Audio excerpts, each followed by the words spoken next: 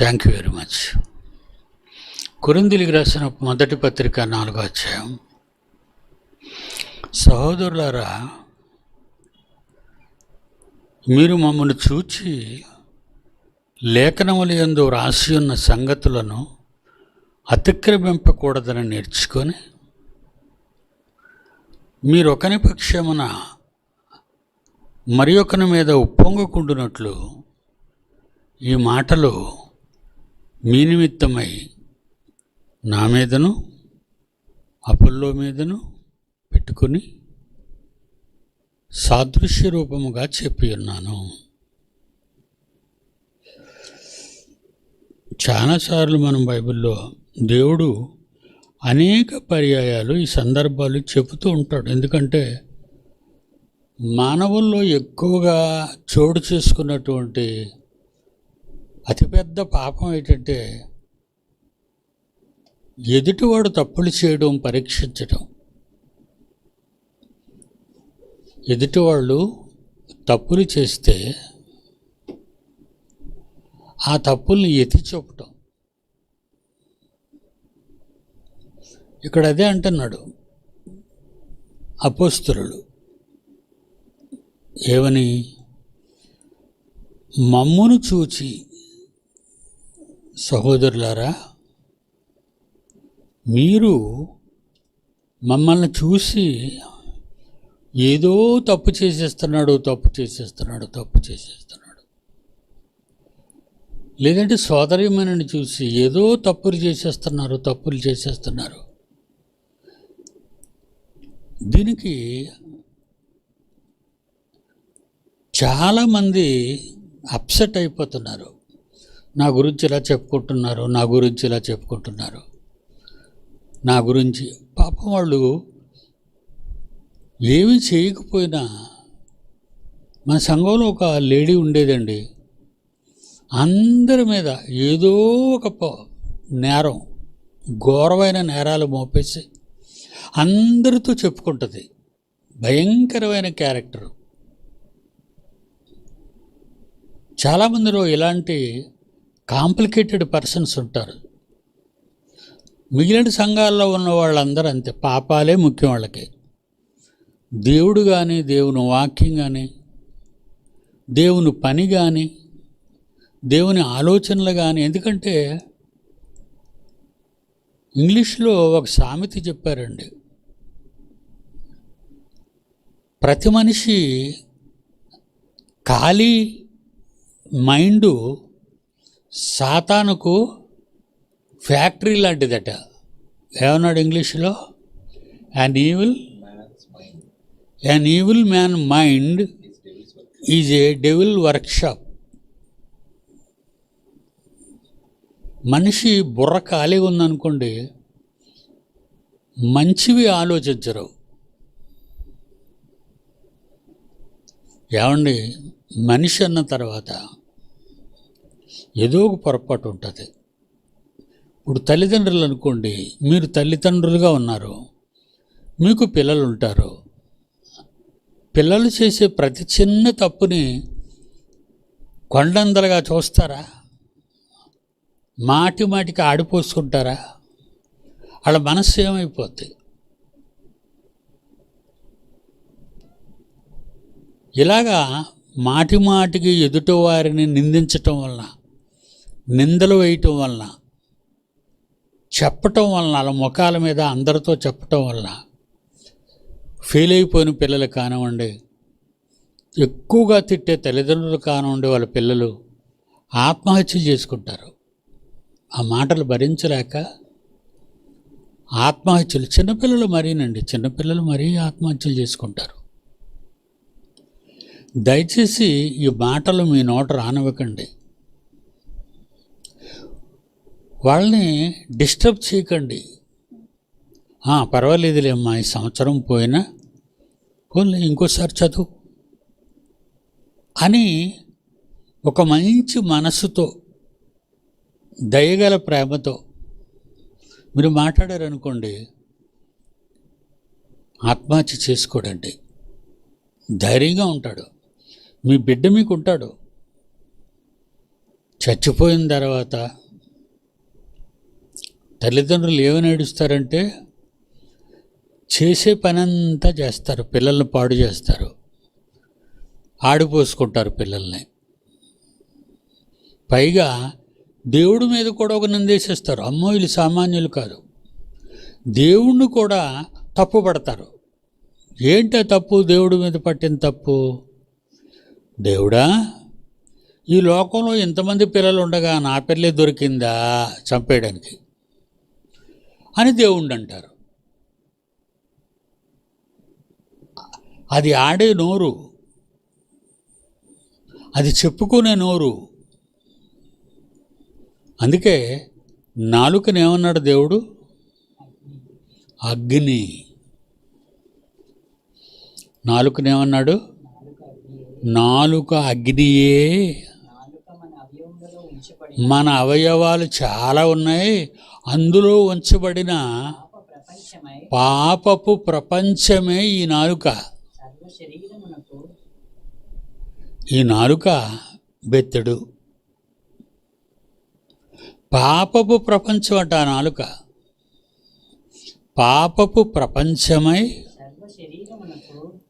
సర్వ శరీరమునకు నడినెత్తు నుండి పాదాల వరకు మాలిన్యము, మలినము, బురద, కంపు జలుతుందట.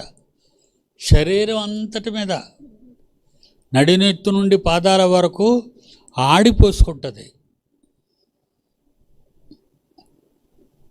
నడినెత్తు నుండి పాదాల వరకు ఏం చేస్తుంది? మాలిన్యము, మురికి, కంపు, తప్పులు కలుగు చేస్తూ ఆడిని చంపేసినా బాగున్ను, ఆ మనిషిని చంపేసినా బాగున్ను, ఈ విశ్వానికే నిప్పులు పెడుతుంది అంటున్నాడు. చూడండి దేవుడు.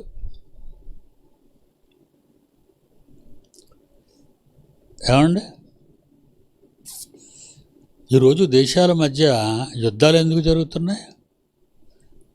లేనిపోను అన్నీ చెప్పుకునే ఈ దేశాలలో ఉన్నటువంటి రాజకీయ నాయకులు దారుణంగా మాట్లాడుతుంటారు, బూతులు వాడతారు. ఈ మధ్యన చూడండి బూతులు. మన ఆంధ్ర రాష్ట్రంలో ఈ మంత్రులు బూతులు ఆడతారండి.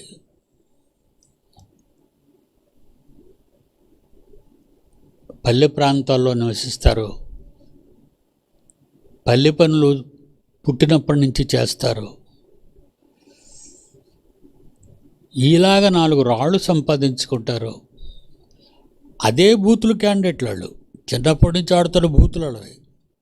ఇలాంటి వాళ్ళు సంపాదించిన అక్రమార్జన వలన ఓటర్లకు నోట్లిచ్చి ఓటు వేయించుకొని గద్దెనెక్కి అధికారానికి వచ్చి వీళ్ళ బూతులు అసెంబ్లీలో చూడండి. నేనేం లేనివి చెప్పను. అమ్మ, అబ్బా, భార్య, వాళ్ళ పిల్లలు అందరినీ బూతులతో తిడుతుంటారు. పార్లమెంట్లో కానివ్వండి, అసెంబ్లీలో కానివ్వండి, కౌన్సిల్లో కానివ్వండి, బూతులు. ఆడ భార్యల్ని తిడతారు. ఇలాగా ఒక రాష్ట్రంలో అల్లకల్లోలం వస్తే మిగిలిన రాష్ట్రాలు కూడా అవి కాపీ చేసి వాళ్ళు కూడా బూతులు ఆడుకుంటూ అంతటితో ఆగక కుర్చీలు ఎత్తుకొని కొట్టుకుంటూ, ఇసిరేస్తూ, లెంపకాయలు కొట్టుకుంటూ వీళ్ళు పరిపాలించేవాళ్ళండి. తన్నుకునేవాళ్ళ, తన్నేవాళ్ళ? తన్నుకునేవాళ్ళు, తన్నేవాళ్ళు వీళ్ళే. నాకు ఈ రాజకీయాలంటే చాలా కోపం అండి. మంచిగా మాట్లాడరు వాళ్ళు. ఒక హాస్పిటల్లో డాక్టర్ మాట్లాడే గౌరవమైన భాష ఉండదు. ఒక షాపులోకి వెళ్తే ఏదైనా కొంటే అమ్మేవాళ్ళు అనవసరంగా పనికిరాని మాటలు మాట్లాడరు.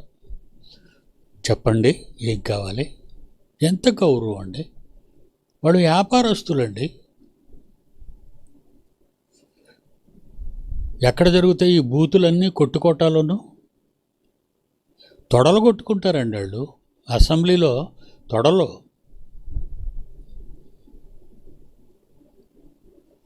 ఆడవాళ్ళు కూడా తొడలు కొడతారు అసెంబ్లీలో, తెలుసు కదా మీకు. ఎమ్మెల్యేలు అయిపోయి వచ్చేసి సుమారు 100 కోట్లు సంపాదించేసి దాచుకొని తొడగొడతారు, మీసం మెలేస్తారు. దేనికి? తప్పులుగా. ఇలా దేశాలు పాడైపోయి చెప్పుడు మాటలు విని, ఆ దేశం చెప్పిన మాట ఈ దేశం విని, నాలుకండి మాటలన్నీ నాలుకతో వస్తున్నాయి. ఈ నాలుకతో లేనివి, అననివి, కానివి చెప్తారండి వాళ్ళకి. చెప్పగానే కారాల మిరియాలు నూరుతారు. పాకిస్తాన్ మీద ఇండియాకు పోటీలు చెప్తారు, ఇండియా మీద పాకిస్తాన్కి పోటీలు చెప్తారు, అమెరికా మీద కమ్యూనిస్టుది ఏడిదండి అది, అమెరికా కాంగ్రెస్ కదండి, కమ్యూనిస్టు రష్యా, వాళ్ళిద్దరికి పెడతారు. అలాగే ఇరాన్కి ఇజ్రాయెల్కి పెడతారు. ఇలాగా శత్రు దేశాలు, ఏ దేశాల మధ్య అల్లర్లు గొడవలు ఉంటే దానికి నిప్పు పెట్టి రాజబెడతారు. అంతే. తొందరపడేవాడు, కంగారు పడేవాడు, ఆలోచించని వాడు తీసుకొని సడన్ నిర్ణయాలు తీసుకొని బాంబులు వేసేస్తారు. దేనికి అగ్గిపెట్టింది నాలుక? ప్రకృతి చక్రమునకు చిచ్చు మంట పెట్టింది, అగ్ని పెట్టింది. అది నరకము చేత పెట్టబడింది. నాలుగుకి నరకానుకున్న అవినాభావ సంబంధం. ఇందాక మీ ప్రసన్నబాబు దేవునికి మనకి ఉన్న అవినాభావ సంబంధం చెప్పుంటాడు. దేవునికి మనిషికి ఉన్న అవినాభావ సంబంధం. ఇక్కడ నాలుగుకి నరకానికి అవినాభావ సంబంధం. మన నాలుక దేవుడితో సంబంధం పెట్టుకోదు, నరకంతో. అంటే మన నోట్లో ఉన్న నాలుక ఎలాంటిదో మీకు అర్థమైందా? మీరు నరకంతో సంబంధాలు పెట్టుకున్నారా, దేవునితో సంబంధం పెట్టుకున్నారా? ఏమండి, Bible is a most wonderful knowledge book అండి. ప్రపంచంలో కొన్ని కోట్లు గ్రంథాలు ఉన్నాయండి ప్రపంచవ్యాప్తంగా లైబ్రరీల్లో. అవన్నీ కూడా బైబిల్ తప్ప మనుషులు రాసినవే. మనుషులు రాసిందంటే మట్టి మెదడు నుండి పుట్టినవి. మట్టి మెదడండి. ఈ మెదడేమి పరలోకం నుంచి వచ్చింది కాదు. ఈ మెదడు పరలోకం నుంచి వచ్చింది కాదు, దేవుడు చేసింది. దేవుడు చేసింది కనుక అంటే మట్టిలో నుంచే తీసి చేశాడు దేవుడు. మెదడు నుంచి అరికాల వరకు మట్టిలో నుంచే తీసి నడినెత్తు నుండి అరికాళ్ళ వరకు ఆ మట్టితోనే చేశాడు దేవుడు. కనుక ఆడపిల్ల పెళ్ళై పిల్లలు కని భర్త దగ్గరున్న ఎంతసేపు ఆమె మైండ్ ఎవరి మీద ఉంటుంది చెప్పండి? కన్నవారి మీద, మెట్టినింటి వారి మీద. చెప్పండి ఆడపిల్లలు.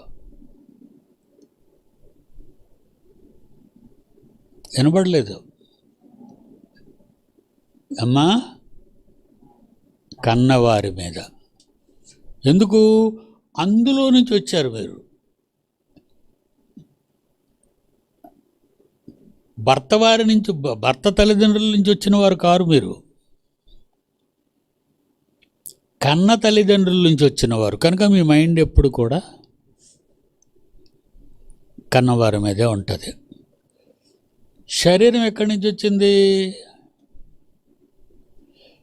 ఆకాశం నుండా, మట్టిలో నుండా? మట్టి నుండి. కనుక దీనికి దేని మీద ఉంటుంది మనస్సు? చెప్పండి గట్టిగా. చెప్పలేకపోతున్నారు పాపం. వాళ్ళ కష్టాలు కదా. వాళ్ళ బయోడేటా చెప్పడానికి వాళ్ళ నోరు రాదు.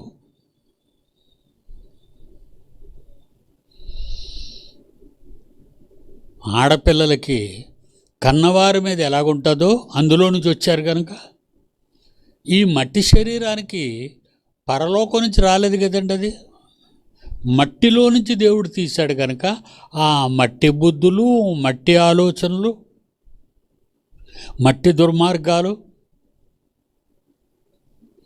అందుకే పరలోకం గురించి ఆలోచించినప్పుడు మిమ్మల్ని అదేం పరలోకంలే, చచ్చాక ఆలోచిద్దాం, లేదా చచ్చిపోయాక దొంగవాడు అలా సిలువలో ఆఖరి క్షణాల్లో పరలోకానికి వెళ్ళిపోయాడు, అలాంటి ఛాన్స్ కూడా నీకు వస్తుందేమో కనుక నువ్వు ఎదురు చూడు. ఇది కూడా చెప్తుంటుంది గొప్ప సులువులు.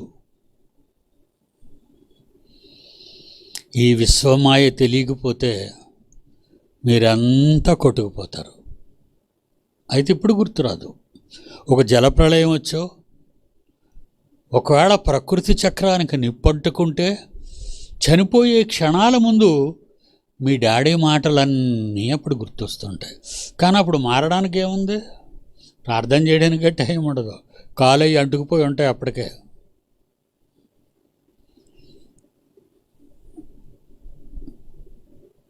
ప్రభువా ప్రభువా అని పిలుస్తారట. అప్పుడు దేవుడు అంటాడట, మీరెవరో నాకు తెలీదు, మీరెవరో నాకు తెలీదు. అలాగంటాడా? ప్రేమగల తండ్రి, కృపగల తండ్రి, దయగల తండ్రి, ఇవన్నీ డైలాగ్ వదులుతుంటారు ప్రార్థన చేసినప్పుడల్లా.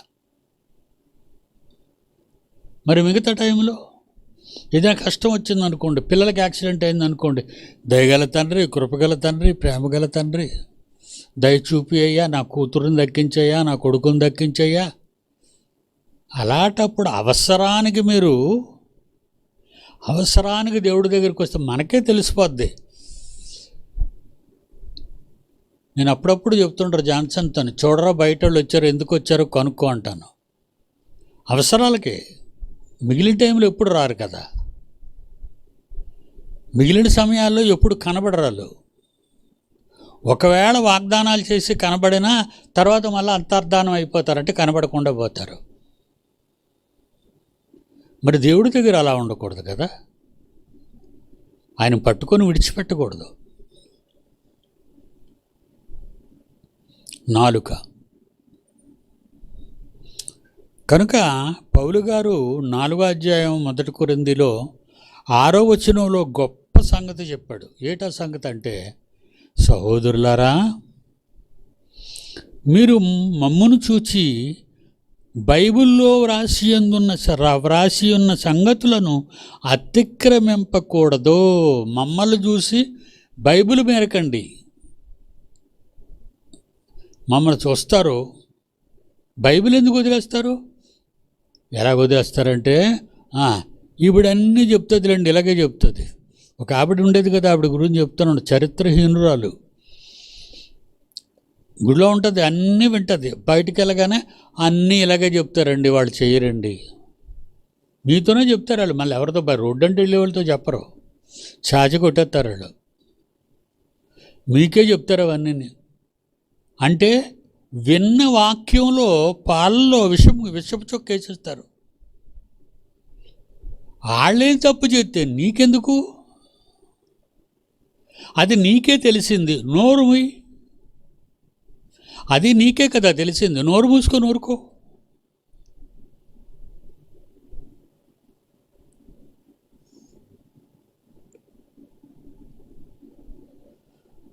చాలా నీచమైన క్యారెక్టర్ అండి ఆమెది. చాలా చెడ్డగా అందరి గురించి, పలానా వాళ్ళ గురించి మంచి చెబుతుంది అనుకుంటే చెప్పదండి, అంత చెడ్డది.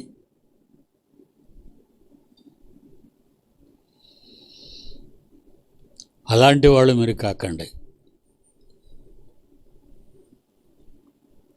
నువ్వు ఇక్కడ ఉన్నా ఒకటే, లేకపోయినా ఒకటే, నువ్వు చర్చికి వచ్చినా ఒకటే, రాకపోయినా ఒకటే. అందుకే నేను వద్దనిస్తాను, మీరు రాకండి. మీరు వస్తే నా పిల్లలు పాడైపోతారు. తల్లిదండ్రులు అప్పుడప్పుడు పిల్లలు దెబ్బలాడుతుంటారే, వాళ్ళతో తిరగొద్దని చెప్పానా నీకు అని ఎందుకంటారు తల్లిదండ్రులు? వాళ్ళ క్యారెక్టరు తల్లిదండ్రులకు తెలుసు. వాళ్ళ వల్లే వాళ్ళ కొడుకు కొత్త కొత్త సంగతులు నేర్చుకుంటున్నాడని అర్థమైపోద్ది. వాడితో తిరిగి నా కొడుకు పాడైపోతున్నాడు, అనుకుంటారు వాళ్ళు.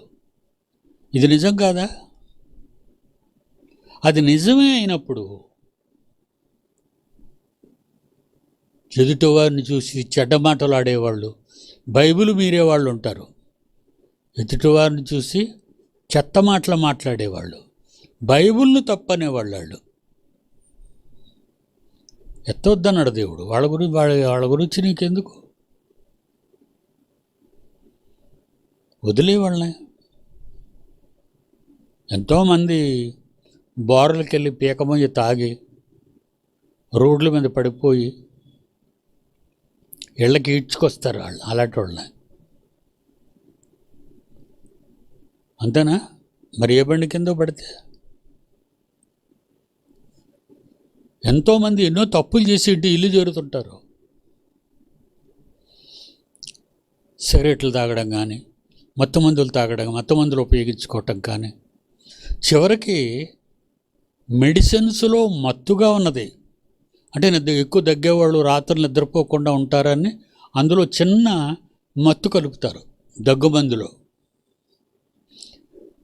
ఆ మధ్య కుర్రోళ్ళు దగ్గుమందులు కూడా బాటిల్ కొనుక్కొని బాటిల్ తాగేసేవారు. మత్తు కోసం కైనీళ్ళు వేస్తారు, గంజాయి వాడతారు.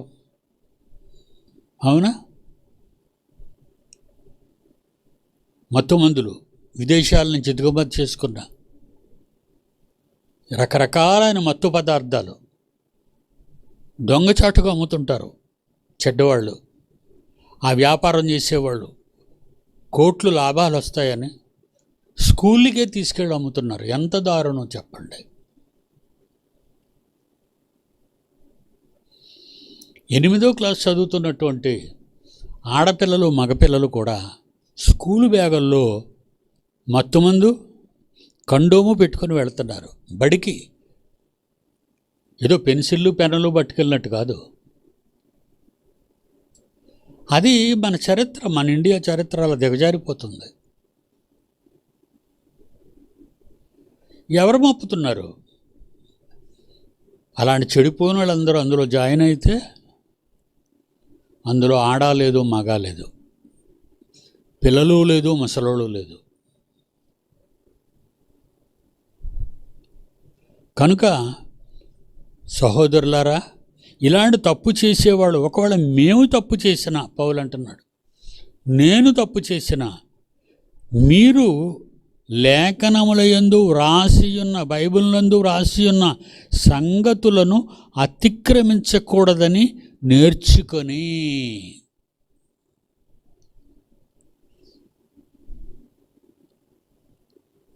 కడుపులో బాగలేదు తిమోతికి, కొంచెం కొంచెం ఏం తీసుకోమన్నాడు? కైని తీసుకోమన్నాడా?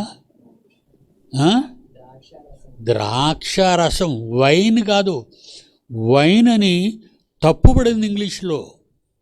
వైన్ కాదు, వైన్ మత్తు, ద్రాక్షారసం. మీరు రేపు ద్రాక్షారసం తాగుతారు, ఎవరైనా మత్తెక్కి పడిపోతారా మెట్ల మీద?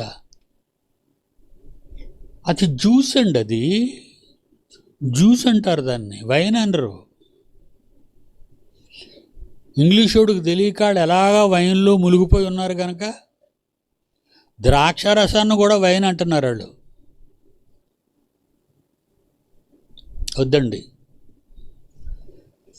మత్తు అనే దేనిని కూడా నీ శరీరాన్ని దగ్గరికి రానివ్వకు. అలాగే మందులుగా ఉన్న స్లీపింగ్ ట్యాబ్లెట్స్ కూడా, మీరు అడిగిన ట్యాబ్లెట్స్ మందుల దుకాణంలో ఇవ్వరు. ఏమండి స్లీపింగ్ ట్యాబ్లెట్ ఇవ్వండి, ఈ డోసులో ఉన్నది 25 mg 50 mg ఇవ్వరు. డాక్టర్ గారు ప్రిస్క్రిప్షన్ ఉందా లేదా అని అడుగుతారు. మందుల షాప్ వాళ్ళండి. డాక్టర్ గారు మీకు ఏదైనా చీట్ ఇచ్చారా పలానా మందు ఇమ్మని, అది చూపిస్తే కానీ ఇవ్వమంటారు. అంత స్ట్రిక్ట్ అండి. ఏంటి, నిద్ర మాత్రలు కూడా వేసేసుకుంటున్నారు మత్తుకి. అవి కూడా ప్రాణాలు తీస్తాయండి.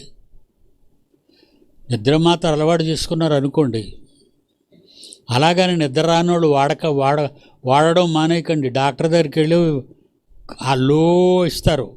అందరూ పెద్ద పవర్ ఇచ్చారు, చిన్న పవర్ ఇస్తారు. అన్నానికి ముందు అన్నం తర్వాత వేసుకోమంటాడు. ఒక చిన్న ట్యాబ్లెట్, చాలా చిన్నది. అది నువ్వు అన్నం తిన్న తర్వాత లేకపోతే తినకముందు ఎప్పుడు వేసుకోమంటే అప్పుడు వేసుకుంటావు కనుక మత్తు వచ్చేస్తుంటుంది, పడుకుని పో. లేకపోతే బ్రెయిన్ అటాక్ వస్తుంది.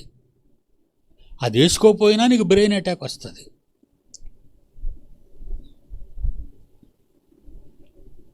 ఎందుకు చెప్తున్నానో ఆలోచించండి.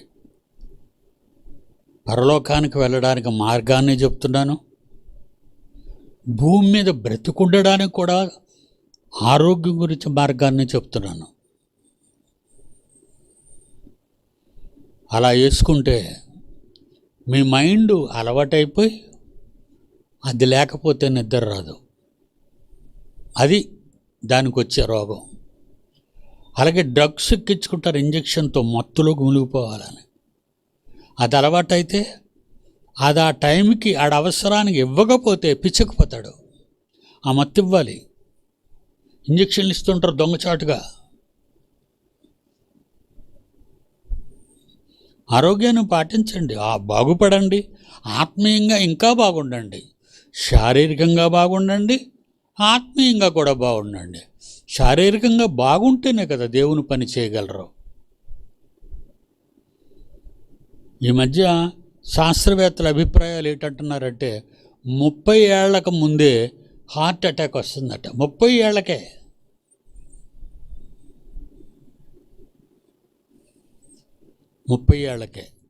ఇలాడో చెప్తారా అండి? బయట చదువుకున్న వాళ్ళు కానీ స్నేహితులు కానీ ఎవరైనా చెప్తారా? ఇవి చెప్పరండి.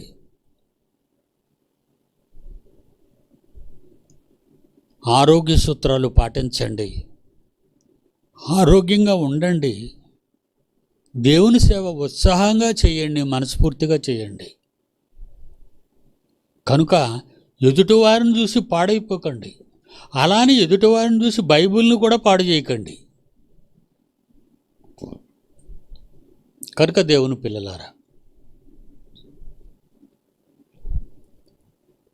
ఇంత మంచి బోధనలు మీరు వినకుండా పోకండి, వినండి. చలికాలంలో చల్లనీళ్ళు స్నానం చేయకండి, గుండె ఆగిపోద్ది.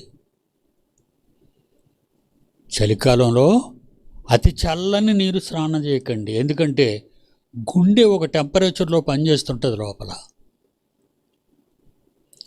అది కానీ చల్లబడిపోయింది అనుకోండి, ఈ చల్లనీళ్ళు వలన లోపల ఉన్న నరాలు చల్లబడి సంకోచిస్తే బ్లడ్కి బ్లాక్స్ ఏర్పడతాయి, నరాలకి అడ్డంకులు. కాలంలో ఏదైనా అడ్డుపడితే ఎలాగా ఆ నీరు వెళ్తే రోడ్డు మీదకి వెళ్ళిపోద్ది. అలాగెళ్ళడం వల్ల బ్లడ్ గుండెకి అందదు, మెదడుకి అందదు. అప్పుడు అటాక్. నీకు చెప్పదు, బాగానే ఉంటావు, నేను బాగున్నాను అంటావు. మధ్యాహ్నం బాగా తిన్నదండి, చక్కగా మాట్లాడిందని మా అందరితోనే, సాయంకాలానికి కనబడదంటావు, అంతే. మరి ఇవన్నీ ఈ లోపల ఉన్నటువంటి ఈ ఆరోగ్య సూత్రాలు అసలు ఏ పాస్ట్ అయినా ఏ గుడిలోనైనా సంఘానికి చెప్తాడా? మీరు ఆశీర్వదింపబడిన వారు, మీరందరూ దేవుడు మిమ్మల్ని దీవించేస్తాడు.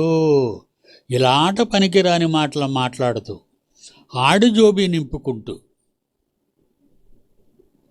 నెలంతా సంఘస్థులందరి ఇళ్ళకి తిరిగి ప్రతి పూట అందరి దగ్గర మెక్కేసి ఒక ప్రార్థన పడేసి, నీకు ప్రార్థన చేయండి అయ్యగారు అంటారు. మనం మీకు ప్రార్థన చేయకపోతే బాధ. ఈ దిక్కుమాలిన ప్రార్థన ఎందుకు, నిన్ను తీసేయమని ఆడికి తెలీదు, మీకు బుద్ధి లేదు. దేవుని పిల్లలారా, ఒకటి, మనము తప్పులు చేయకూడదు. 2, మన నాలుకను జాగ్రత్తగా పెట్టుకోవాలి. అలా మన శరీరాన్ని కాపాడుకొని ప్రకృతిని కాపాడాలి. అప్పుడు దేవునితో అన్యోన్య సంబంధం కలిగి ఉంటాం, ఆయన సేవలో ముందుకెళ్తాం. ఓకేనా? మరి గాడ్ బ్లెస్ యూ. రేపు కలుసుకుందాం.